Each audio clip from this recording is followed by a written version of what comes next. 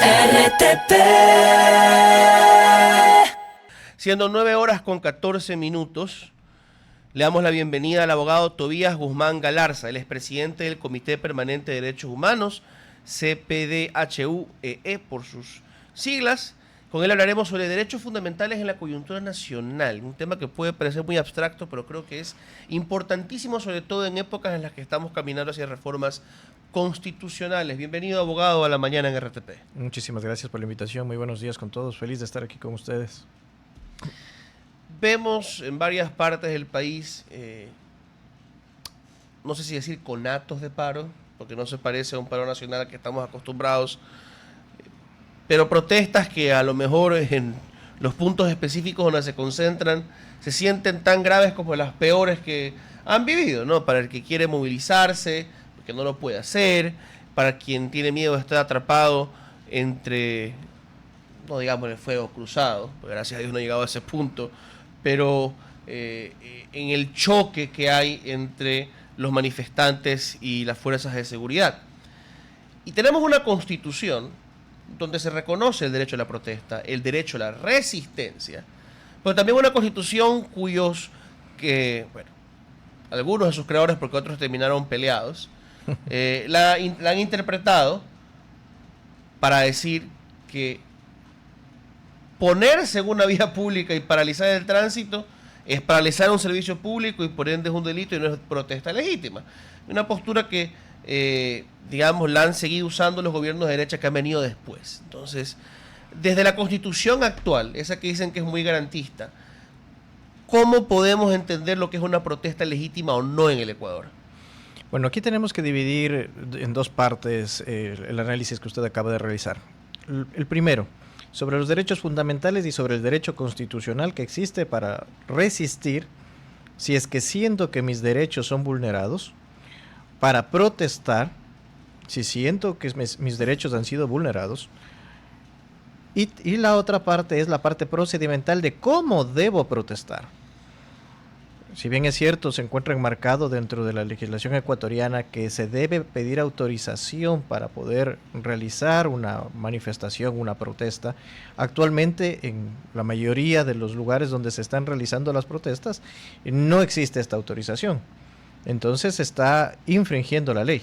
Por tal motivo, entre otras, la paralización de servicios públicos, que bueno, estamos acostumbrados aquí en Ecuador en tratar de encontrar el delito más grave, para poder de esa manera ir deduciendo y sancionarle con el delito menor a la persona que comete una infracción. Pero infractor es tanto quien se encuentra en este momento en la protesta, quemando llantas, rompiendo vidrios, atentando contra los UPC de los policías, como sucedió en el destacamento el día de ayer de Otavalo, como también el gobierno nacional infringe los procedimientos y envía su decreto al Tribunal Electoral, al Consejo Nacional Electoral, cuando en realidad la vía era respetar la institucionalidad y enviarlo a la Corte Constitucional.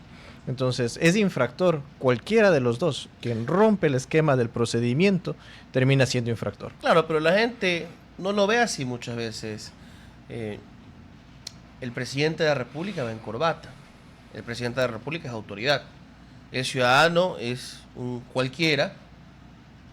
Está vestido a veces, cuando va a protestar, medio andrajoso, se está tapando la cara. Entonces, el que infringe la Constitución o la ley desde el poder a veces es un hombre decidido que hace lo correcto, es una persona de bien, y el que infringe o va más allá de las limitaciones de la ley en su protesta en la calle, con un aspecto y un rostro menos agraciado desde la estética preferida de mucha gente, no, ese es un vil terrorista, un ser incivilizado que comete vandalismo, así que hay que reprimirlo. La gente hace esa diferenciación muchas veces, ¿es correcta? No, ese es un prejuicio que existe lamentablemente en América Latina y sobre todo en Ecuador existe. Tenemos un bloque de búsqueda siguiendo a los más grandes criminales que han existido aquí en el Ecuador, pero no hay un solo delincuente, no hay un solo infractor que se le podría detener en flagrancia que pertenezca a la institución de la Fiscalía, a la Administración de Justicia. Hay algunos, pero la mayoría son gente que ha estado contra el gobierno. pero ¿por qué no se ejerce la inteligencia policial y la inteligencia militar en la administración de justicia? Creo que esa sería una mejor solución que la de intentar atrapar a los supuestos delincuentes que terminan casi siempre libres bajo las medidas cautelares de prisión preventiva, con sus medidas sustitutivas, y no ha pasado nada. Pero es que el problema ineludible es que el narco se mete en todos lados. Si tú pones a la policía a tratar de investigar a los jueces, que realmente estoy de acuerdo, más allá de que podrían generarse presiones políticas gravísimas, ¿no? Bien que podrían ser contaminados, absorbidos, reclutados esos agentes policiales y ser usados para amenazar a los jueces para que terminen diciendo, prefiero que me metan en errores inexcusables, yo igual no quiero que me peguen un tiro. Y aparte agarro un billete, listo. Y terminan liberando o favoreciendo a los delincuentes. Como que estamos buscando una fórmula que siento que no la han encontrado ni siquiera en otros países donde le ha ido mejor peleando con las mafias. Bueno, Ecuador no tiene una política de criminología, que es la ciencia que debería tratar este proceso. Ecuador tiene una bandera de lucha política en su constante campaña política desde el día 1. Ahora viene una nueva campaña política que es la consulta popular, y luego viene una nueva campaña política para la elección de asambleístas constituyentes, luego viene un referéndum para aprobar la constituyente. Yo no sé en qué momento le da tiempo en toda esta campaña política al presidente de la República a ejercer su poder de gobernar.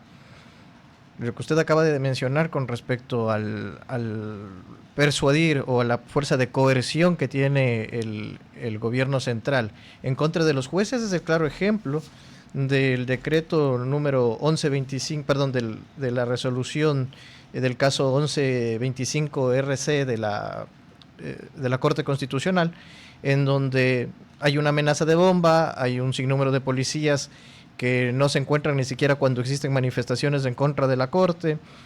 Todo esto va persuadiendo para que el juez, por temas políticos, no por temas delincuenciales, que es totalmente distinto el asunto, tenga que resolver a favor del presidente de la República lo que a él le convenga, ¿no?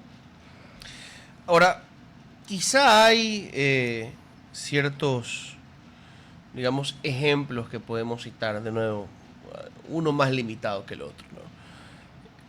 El asesinato de Falcone en Italia logró que el país reaccionara en contra de la mafia, y logró que la sociedad, sobre todo del sur del país, del sur de Italia, diga, vamos a cerrar filas. Policías, periodistas, políticos, nos van a poder matar, pero no van a poder vencernos porque nos vamos a cuidar. Y lograron romperle la espalda a la mafia, que todavía existe, pero no tiene el poder de antes, ni puede ir campante extorsionando o matando como antes lo hacía en Italia. En Colombia la situación pues no es ideal, pero no es tan grave como lo fue hace 30, 40 años, y en parte se debe a la reacción de un país que después del atentado bomba contra Diario El Espectador y después de otros crímenes de esa índole dijeron, no podemos aceptar más esto. Entonces, ¿qué nos hace falta en el Ecuador? Ojalá no una tragedia terrible, no otra más, para que la clase política, la sociedad diga, tenemos que hacer una tregua, nos vamos todos contra la mafia, porque ahora lo que vemos es a un gobierno que le cae con furia a un medio de comunicación, a los políticos tratando de perseguirse los unos a los otros, los que están en posición de debilidad igual están planeando las persecuciones futuras cuando ellos tengan el poder. La sociedad no confía en sí misma y las personas no confían en el prójimo. ¿Qué hacer para construir una sociedad más sólida, una sociedad de derechos que pueda pelear contra la mafia? Bueno, esta pregunta la voy a dividir en tres respuestas. Primero, voy a hacer la respuesta formal y la respuesta académica y la respuesta como abogado en jurisprudencia. Italia y Colombia entendieron que había que dividir el derecho penal común. Dividirlo en el derecho penal del enemigo y en el derecho penal del ciudadano. Eso es lo más importante que debería hacerse aquí en Ecuador. porque no se puede considerar inadecuadamente desde la Asamblea Nacional emitir una ley donde le mezcle a todos los niños, a todos los adolescentes y a todos los menores a ser juzgado con penas que sean extremadamente duras, cuando en realidad no se ha definido si la persona que está delinquiendo va y se roba un pan y debe ser sancionado de aquello como ciudadano que ha cometido una infracción, o como una persona que va a la tienda, dispara contra la tienda, extorsiona formando parte de una banda criminal. Él se vuelve un enemigo del Estado, y él, por formar parte de los enemigos del Estado, que son los famosos GDO, estos grupos de delincuencia organizada, debe ser sancionado con mayor severidad. Eso ha funcionado en Italia, eso ha funcionado en Colombia. Pero hay una carga probatoria fuerte para determinar que son miembros de las bandas y organizaciones criminales, ¿no? Acá, en Latinoamérica, generalmente, no en toda Latinoamérica, obviamente, pero en muchas partes, tiene un tatuaje, parte policial, lo vieron en esa esquina, listo, GDO. Sí, pero tenemos que tener una norma que pueda justamente ir segmentando aquello. Primero. Segundo, ¿qué es lo que debe hacer el país? El país, estoy saliéndome del contexto ya académico y voy a hablar en el contexto político. ¿Qué es lo que debe hacer el país? Dejar de echar la culpa al correísmo. Dejar de tener una bandera política global que indique que es culpa de la vaca, o sea, es culpa del correísmo, es culpa de la delincuencia, es culpa de la criminología. Por favor, el decreto 153 justifica que la Asamblea Nacional Constituyente está sobre Jesucristo y van a hacer absolutamente todo. Esta nueva constitución va a ser tan global que va a solucionar la crisis energética, va a solucionar la crisis delincuencial, va a solucionar el tema de la administración de justicia. Todo lo va a solucionar. Y tercero, lo más importante que se debe tener es despolitizar las políticas del Estado ecuatoriano. Le detienen al hoy extraditado alias Fito. ¿Y qué sucede? Sucede que existe una bandera que cobija políticamente al gobierno actual. Y yo estoy de acuerdo y ha sido parte de mi crítica. No tengo un pelo de correísta, aunque algunos dicen lo contrario. Pero perdón, quiero aclarar que yo estoy en contra de muchísimas acciones que ha hecho el correísmo, no tengo nada que ver en el correísmo. Lo que me opongo es de que se le utilice como excusa de todo lo mal que se hace. Sí, y para simplificar el discurso y distraernos y politizar peleas que deberían incluir, digamos, a los políticos, pero que no deberían centrarse en ellos. Pero también debo decir, los correístas han hecho de la suya, ¿no? Diciendo todo, o reduciendo todo a, no, fue la traición de Moreno, no, Lazo y los albaneses. Ahora cada vez que sale un contenedor preñado de los bananeros, es Noboa que está traficando. O sea, creo que toda la clase política ha ridiculizado nuestro problema de seguridad, doctor. O sea, yo creo que comparto su crítica al gobierno, pero para mí se salvan muy poquitos en el Ecuador. La política del Ecuador se ha convertido en una politiquería de echar la culpa a los errores del gobierno. Se emocionan y se sienten satisfechos de que el gobierno se equivoque para utilizarlo como bandera política. Cuando en realidad lo que se debería es tratar de sumar para que el país suba. Para que corrijan. Por favor, mire la Asamblea Nacional. La Asamblea Nacional parece más un partido de fútbol donde existen dos barras, la de un equipo y la otra la del otro equipo, y los unos hablan mal del correísmo y los otros hablan mal del gobierno. Absolutamente nada más. ¿Dónde está el debate? Por eso nuestra preocupación. Celebro que exista una Asamblea Nacional Constituyente. Me apena mucho la forma y el procedimiento, cómo se está haciendo la Asamblea Nacional Constituyente. Comparto el sentimiento, pero a ver, porque tenemos poco tiempo y la conversación está muy interesante. Quiero aprovechar su presencia, abogado. Muchas gracias. Derecho penal del enemigo y el derecho penal de autor, que yo sé que también tiene sus riesgos, pero por ejemplo, nosotros en el país no podemos aplicar la prisión preventiva por peligrosidad, sino solamente por riesgo de fuga. Y yo creo que nos convendría, si llegara al extremo de la prisión preventiva oficiosa que nos han querido presentar, generar un proceso en el que si alguien ya tiene una sentencia por crimen organizado, por terrorismo, o si se logra demostrar en el proceso que hay suficiente, digamos, prueba para generar digamos, un miedo razonable del Estado de que esta persona esté ligada a los GDO, se diga prisión preventiva, porque como es parte de las mafias, que esté en las calles no es, digamos, lo correcto. O sea, hablo desde mi ignorancia, soy un lego, no soy abogado, pero ¿cómo se podría ver para usted un derecho penal ecuatoriano con una nueva constitución que nos permita aplicar la prisión preventiva mejor sin llegar a los extremos? Mire, en la legislación actual, el Código Orgánico Integral Penal indica en su artículo 536 que no puede existir sustitución preventiva para personas que están siendo procesadas en delitos que tengan una pena mayor a 5 años. ¿Ok? ¿Usted cree que hace falta reformar una ley de esa naturaleza? No hace falta entrar a desmenuzar el historial de una persona que ha cometido un delito grave, sino solamente aplicar la ley. El tema es que la administración de justicia no lo aplica. No lo aplica. Y la judicatura, que por ahí va sancionando a uno que otro juececillo, ¿serán ellos los que también están fallando? Lo que sucede es que actualmente la Corte, hablo como institución, sí, no sí, con los actuales magistrados. Hay algunos que respeto mucho, de aquellos y algunos que han pasado también por ahí, también los respeto. El tema es que como institución también están sobre Jesucristo. No hay nadie que les pueda decir nada.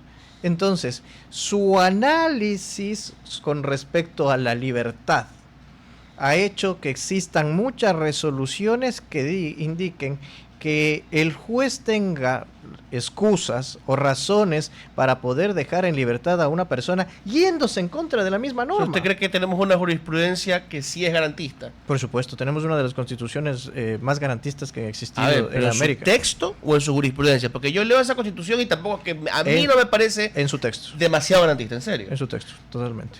Ya se nos acaba el tiempo, pero no me quiero ir sin esto. Algo del articulado que le parezca a usted demasiado garantista que deberíamos cambiar. Bueno, existe no existe un imposible jurídico que es retroceder a los derechos. Así que si el gobierno nacional pretende hacer retroceder algún derecho, está totalmente equivocado. A ver, yo soy medio agambenciano en esto. Yo creo que el poder constituyente conceptualmente puede llegar a no tener límites, ¿ya?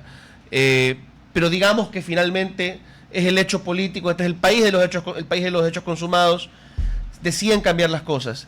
¿Qué se debería cambiar? ¿Qué es demasiado garantista y deberían sacar en un nuevo texto constitucional? Vuelvo y lo repito, lo que sean garantías que estén ya sentadas dentro de la Constitución, no pueden retrocederse y quitárselas. Puede ser más garantista, pero menos garantista no. O sea, esa es la línea de Ramiro Ávila y compañía. No, es lo que dice el dogma, es lo que dice la doctrina, es lo que dice el derecho constitucional, es lo que dice lo que usted hablaba de Siria, lo que hablaba usted de Israel, es lo que dice, lo que está contemplado durante las guerras de Primera Guerra Mundial, Segunda Guerra Mundial, que nos ha traído consigo este tipo de resultados. Es decir, tú no puedes retroceder a un derecho otorgado.